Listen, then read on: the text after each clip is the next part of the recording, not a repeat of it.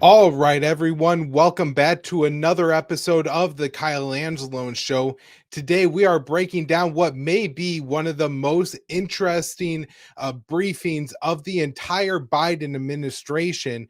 Matt Blumenthal and Sam Husseini confronted Secretary of State Antony Blinken as he attempted to sell the American people that he had been a successful Secretary of State.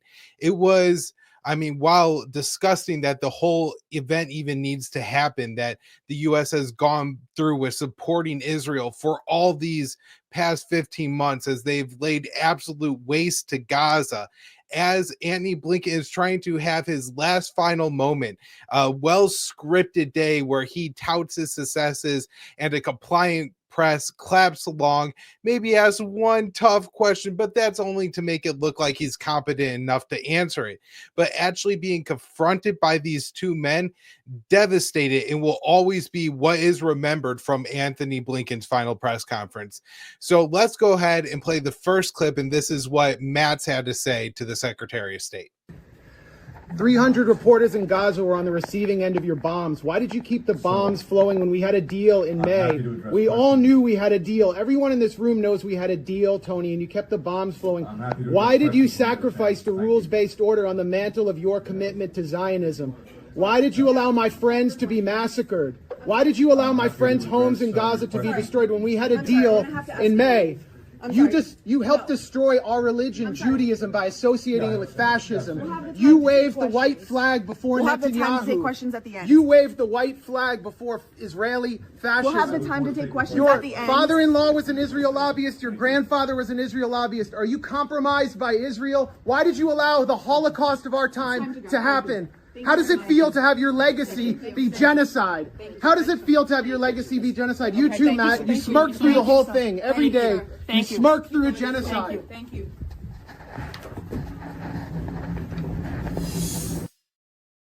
So Matt's statement there is absolutely devastating, and to be that articulate and to shout that while walking backwards with somebody in your face trying to talk to you is just shows how articulate and how well spoken Matt's is. And so he was one of the best people to do this, but also the way that he personalizes it.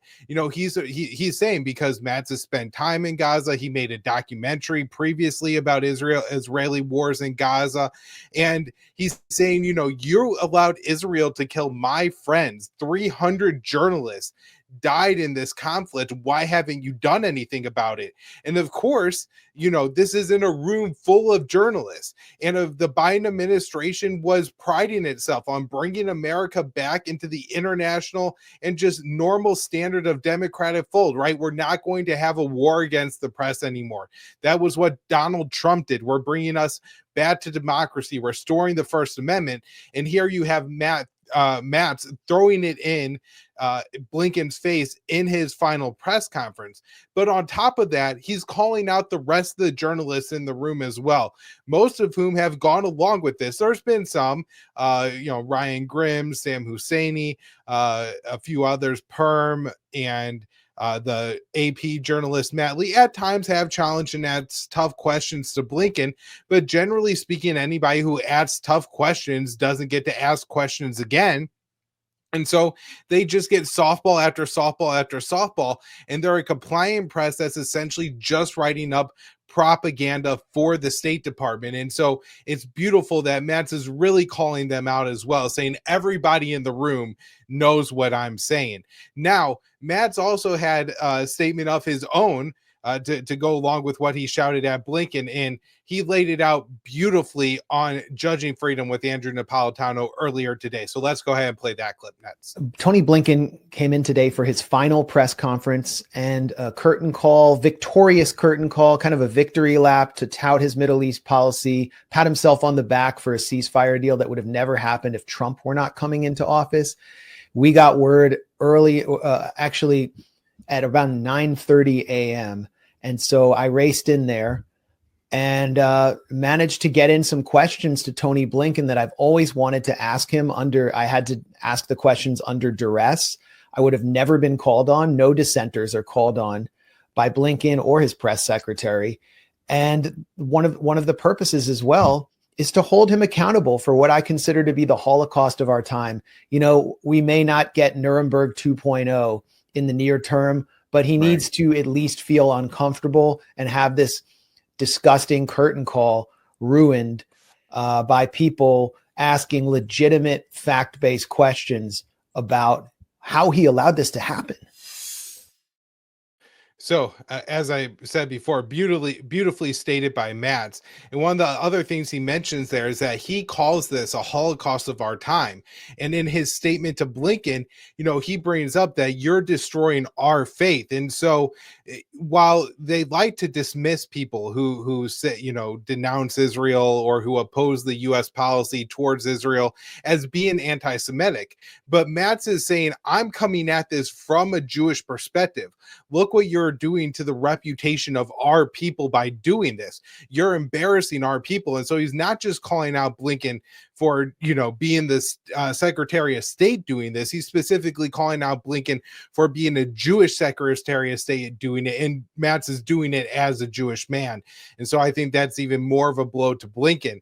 Now, while Matz was essentially walked out of the room, and at the end of that Matz's video, in the first clip that we played, you notice one of the men kind of comes up and like smiles at him, and that's Matthew Miller, the State Department spokesman, who a lot of people have called Smirkula throughout the past 15 months, because he's often gone on stage after, say, Israel destroyed a hospital, blew up a school full of children, destroyed an aid convoy, and laughed or giggled or grinned as reporters asked him about, what are you doing about this? Are we going to actually cut off U.S. arms to Israel? Are you bringing this up with the Israelis? Are we going to enact, say, the Leahy laws and make a big deal out of this? But none of that happened. And so after Matz was walked out, we had a second journalist, Sam Husseini, stand up and also have some words for Secretary of State Blinken. So let's go ahead and play clip number 3. I carry in my pocket the names of those who have been arbitrarily detained and unfairly held hostage, unjustly held hostage, and bringing them home, returning them to their families, returning them to their loved ones. Finally, get your hands off me. Get your hands off me. Get your hands off me. Get your hands off me. Answer a damn question. Do you know about the Hannibal Directive? Do you know about Israel's nuclear weapons? Everybody from the ICJ. I was sitting here quietly, and now I'm being manhandled by 2 or 3 people. You pontificate about a free press. You pontificate about a free press. You are hurting me. You are hurting me. You are hurting me. I'm asking questions after being told by Matt Miller that he will not answer my questions, and so I'm asking questions. Sir, respect the process. Wasn't the point of the May 31st statement to block the ICJ orders? You blocked the ICJ orders. Please, sir, respect the process. Oh, respect the process. Respect the process. While everybody from Amnesty International, to the ICJ is saying that Israel's doing genocide and extermination. You're telling me to respect the process. Criminal. Why aren't you in The Hague? Why aren't you in The Hague? Why aren't you in The Hague? Finally, we've worked to modernize our diplomacy so that we're more agile, we're more effective, we're more prepared for the challenge. So this is I think, an incredibly powerful statement from Husseini, who is doing the best he can to stay in the room. He apparently had disrupted Blinken slightly before this clip began, but was then sitting quietly when Blinken and his staffers ordered their goons, some Capitol Police or some Washington police, to go and drag Husseini out of the briefing room. And when he tried to hold on to the desk, they ripped him away. He's a man, I think, 59, 60 years old, and they drug him and carried him away, really manhandled him. And Blinken and others are saying you're supposed to respect the process, that you're not supposed to just shout out and wait your turn to be called upon.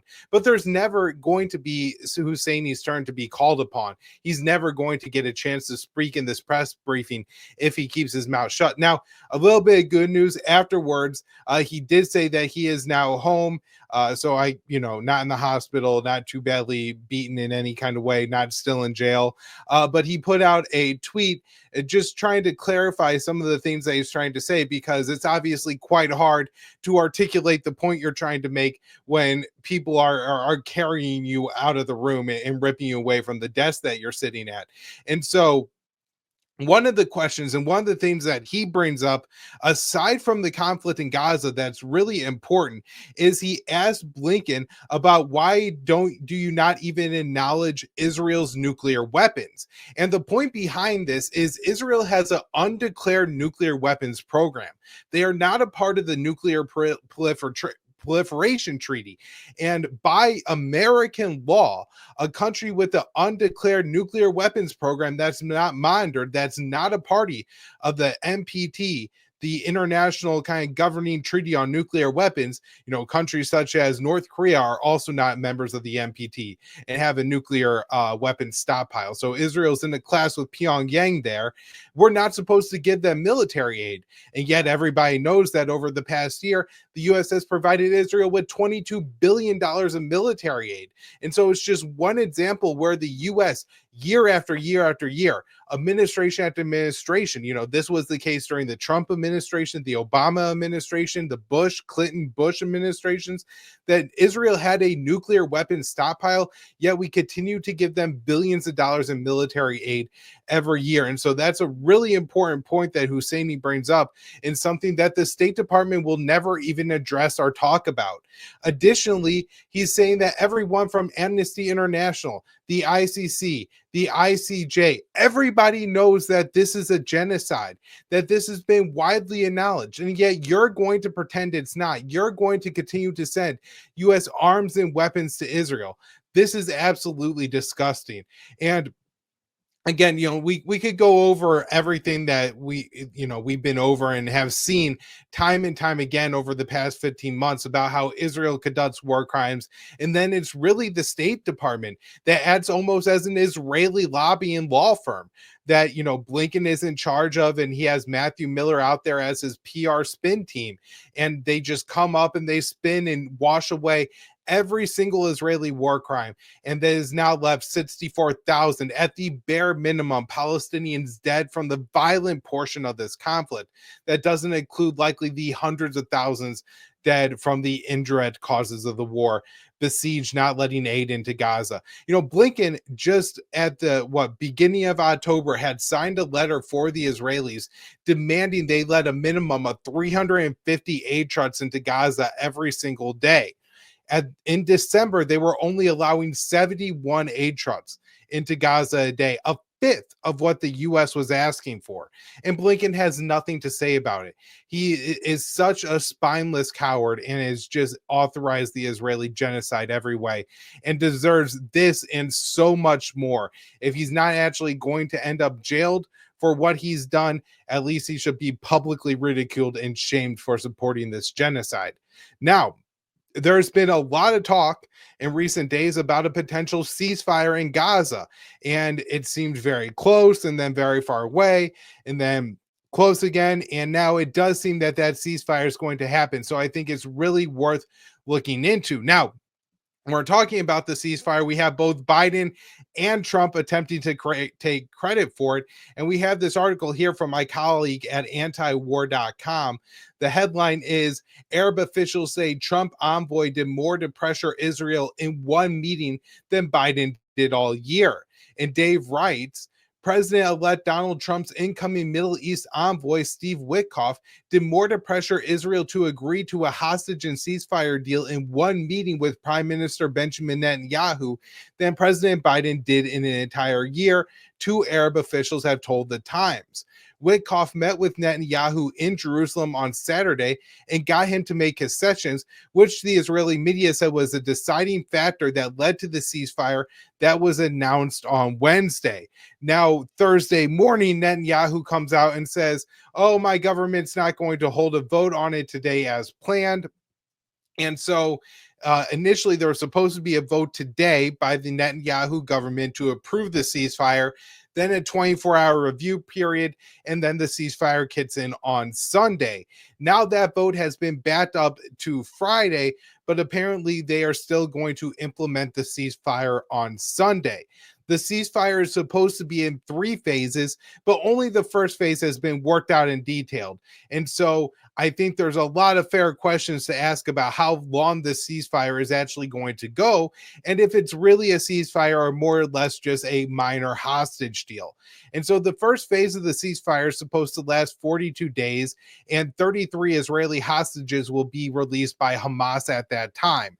Now, depending on how many of those hostages are living will depend on how many Palestinian prisoners Israel releases during that time.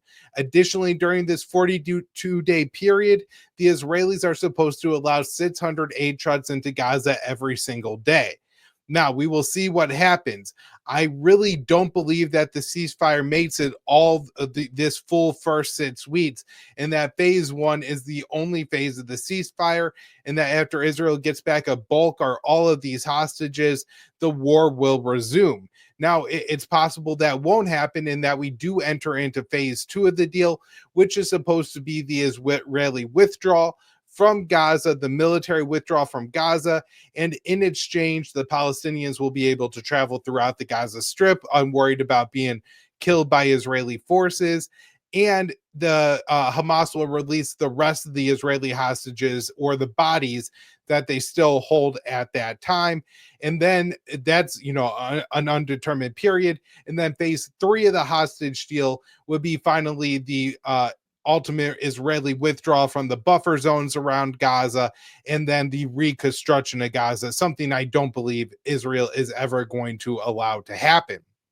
And so now I really believe we are looking at the Trump administration did bully, and that Trump should be given credit for bullying Netanyahu into taking this hostage deal for at least the short period of time that's going to exist. I don't think Biden was ever going to put enough pressure on Netanyahu, but I guess Biden does, because he gave some interesting remarks at a press conference about who should get credit. Let's see Biden's clip here.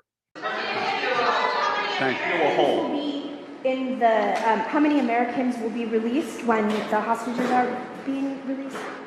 All the exact detail of how many people are being held, how many bodies will be returned and less, will all be forthcoming.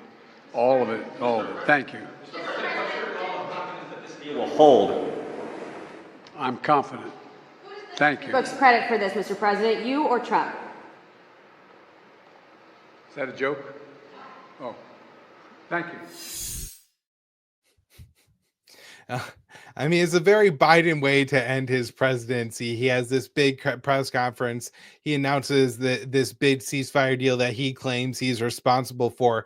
And then when the press asks him if Trump deserves any responsibility, because, the information that we're getting from the Israelis, from Arab sources, from American sources, is that it was the Trump administration that did put pressure on Netanyahu to accept this deal. Apparently, Witkoff was dispatched to Israel on the Sabbath, when Netanyahu typically refuses to do any business whatsoever. And he pressured Netanyahu into not only taking a meeting, but then to inform Netanyahu of the situation. It wasn't a debate. It wasn't a discussion. He said that Donald Trump wanted Netanyahu to take the deal, and Netanyahu was expected to do so. And at least publicly so far, he's stated that he's taken the deal. So I think this, very importantly, as we discussed on the last episode, the Kyle Adams alone, shows that pressure on the Israelis can have an impact. Now, something else we discussed on the Kyle Anzalone show that I think is a good time to bring up right here. And we actually had some polling that predicted more or less one of the things that I was trying to explain on the last episode of the show, in that the war in Gaza cost Kamala Harris the election against Donald Trump. And so YouGov did a survey, and they asked voters across the country, including in swing states, what was the issue that caused you to vote for, I guess, that if you were a Biden voter in 2020, but then you didn't go out and vote for Kamala Harris, what was the issue that caused you not to vote for Harris? And 29% of Americans said ending Israel's violence in Gaza. And that was the number one answer. Over a 4-year period of record inflation that that was the bigger issue than the economy, I think is extremely telling. I think most of the time presidential elections don't come down to foreign policy. It's typically domestic issues, but here may be a clear shining example that the 2024 election actually did come down to foreign policy. And had Kamala Harris been even willing to break in rhetoric from the Biden policy of unfettered military support for Israel, as international aid agencies were saying, this is a genocide, that the Palestinian people are starving to death. There are no more homes. There are no more shelters. Bakeries have been destroyed. The mosques have been destroyed. It's been absolutely devastated. People are being blown up with 250, 500, 2,000 pound bombs while they sleep in their tents at night. This is absolutely unacceptable. Nobody should be supporting this. And yet the Biden administration continued not only to support it, but to do everything they can to give Israel everything they needed so they could keep it going month after month after month and expand the war to Yemen, to Syria, to Lebanon, to Iran. So major escalations that the U.S. supported here. Now, again, this was true in swing states. For the swing states where I think Pennsylvania, Arizona, Michigan, and Wisconsin were the four that had gone blue, had gone for Joe Biden in 2020 and then swung red in 2024. In those four states, once again, this was the top issue for voters on why they did not turn out for Kamala Harris. So I think this is pretty definitive proof of the point I was trying to make on the last show, that the war in Gaza really did have a significant impact on the election. And if Joe Biden or anybody in the White House, Blinken, Sullivan, Harris, had even a little bit of spine, even to stand up to Netanyahu one time, to tell Netanyahu one time, you will accept this ceasefire deal. There are no conditions. Israel relies on America. You cannot wage this war without us. Everybody in this room knows it. And so you will do what we say here. Had they done that, Kamala Harris would be the next president of the United States of America. Maybe Anthony Blinken wouldn't be losing his job as Secretary of State. Maybe he just continues into the Kamala administration. But no, they were just so committed to Tel Aviv through all of this. Now, of course, we also have Anthony Blinken very recently admitting that it has essentially, in large part, all been from nothing, even from the Israeli perspective. So let's hear what Blinken has to say about Hamas's current fighting strength. Each time Israel completes its military operations and pulls back, Hamas militants regroup and reemerge because there's nothing else to fill the void. Indeed, we assess that Hamas has recruited almost as many new militants as it has lost. That is a recipe for an enduring insurgency and perpetual war. The longer the war goes on, the worse the humanitarian situation gets in Gaza. So he's saying right there that Israel cannot achieve its stated objective of eliminating Hamas in Gaza without eliminating the Palestinian people in their entirety. He's identifying the problem is that when you kill large numbers of people's families, they will take up arms against you. When you give them nothing else, when you take away their jobs, their mothers, their children, their homes, their cars, their communities, their mosques, their schools, they have absolutely nothing. They will fight you. They will go to war against you, even if they are going to war with sticks and stones and you have a modern military. They will continue to fight. They will not just give up after you blow up their entire family. Story after story after story that you read from Palestinians who have lived the past 15 months in Gaza, they talk about encountering children who were outside playing when a bomb was dropped on their home, and every single member of their family was dead. Their mother, their father, their grandparents, their siblings, all gone in an instant. And what is that going to do not only to that child, but every single Palestinian who hears that story and realizes it could be their family that's next door them that are blown up in an Israeli airstrike, and everybody or just a single person is left.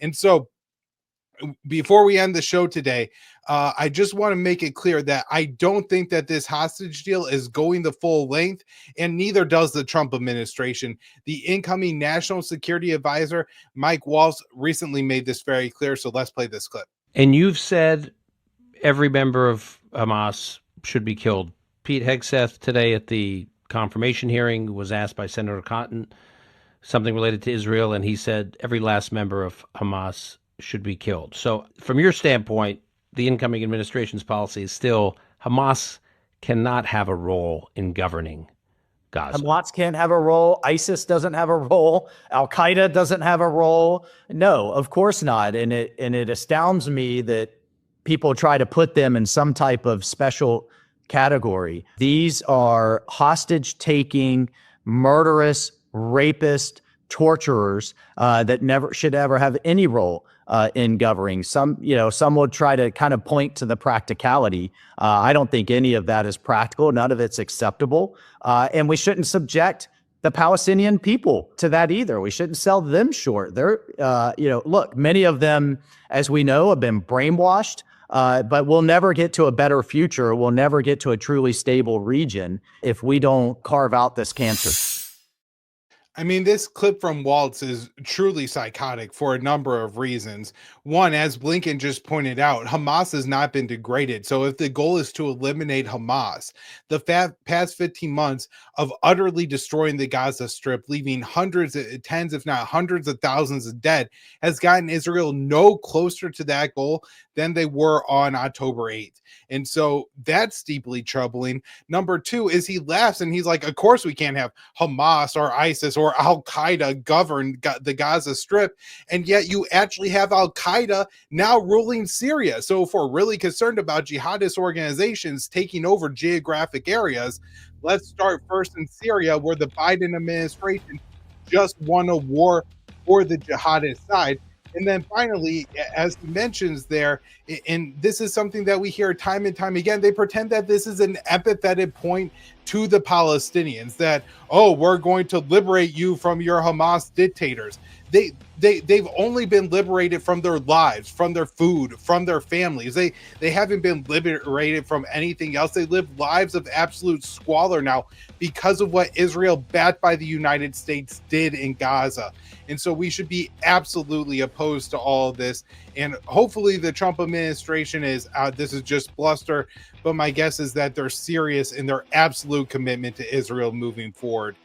Thank you all so much for listening to the Kyle Anzalone Show today. We've been getting fantastic feedback from the audience, and we really appreciate you taking the time to like, share, and comment on the shows. I do read all the comments, and I know a lot of you have some positive things to say. So any other feedback you got for this show, I really appreciate, and we'll see you all with another episode soon.